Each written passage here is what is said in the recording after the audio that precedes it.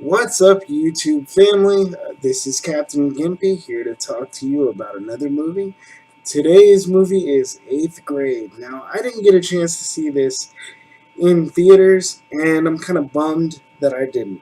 I finally got my hands on it, and let me tell you, I was pleasantly surprised.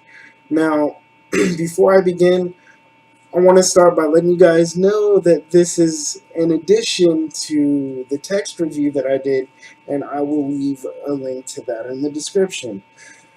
Now, for me, I arrived to YouTube a little too late to really care one way or the other who Bo Burnham was.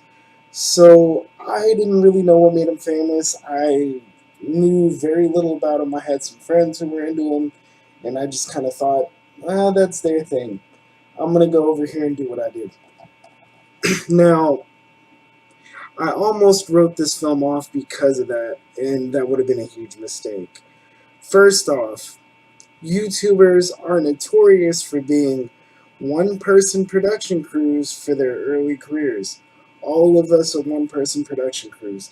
In my case, I cheated. I kind of have a degree in it, but that doesn't really matter too much because these dudes do amazing stuff.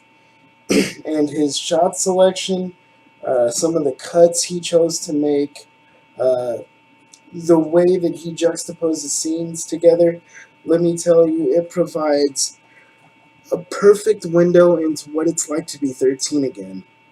Now, so what is this movie about? It follows this young girl named Kayla on her last week as an 8th grader. And I have never seen a movie of this type be so honest.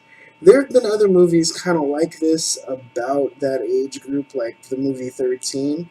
But to me, these movies tend to fall into a couple of different categories. One, they show you the absolute worst case scenario, and two, they're totally unrealistic comedy fests that try to make light of everything and don't really give you a window into what it's like to be a young person, particularly if it's been a few years since you've been that age. I'm 35, so it's been a good couple decades since I was in that area.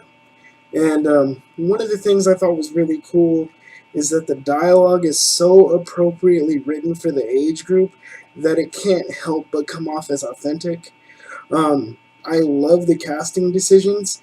Josh Hamilton plays a terrific, awkward dad who really loves his daughter, but has zero idea how to communicate with her effectively or even what to talk about. But his love for her is clear. Um, a lot of the characters you'll meet in this movie are unrepentant assholes. I mean, what teenager, especially at that age, dude, 12, 13, who isn't a bit of an asshole? And even Kayla, Elsie Fisher's character, can come off that way, but we never, ever, ever lose sympathy for her throughout the entire film. And that is a testament to good direction. One of the things I absolutely loved was the idea to cast people in these roles who are actually that young. One of the effects that this has is that the movie never talks down to parents or teens. This is a terrific movie that at its heart is about a young girl who is lost at 13 years old, has no idea where she's going, who she's going to become, why she's so nervous or sad all the time. And throughout the film, it's interspersed with clips of her YouTube videos of her show Kayla's Corner. Now, this is masterfully juxtaposed against situations where she needs to take that advice, but for one reason or other is too afraid to.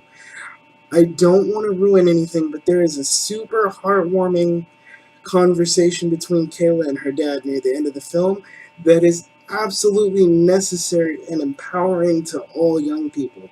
Let me tell you, if somebody had had that conversation with me as a young person, it would have changed my life in so many ways, so much sooner than it did.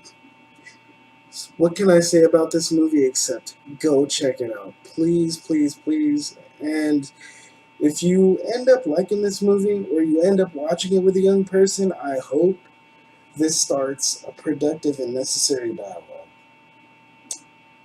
Peace out, guys, and I'll see you at the movies.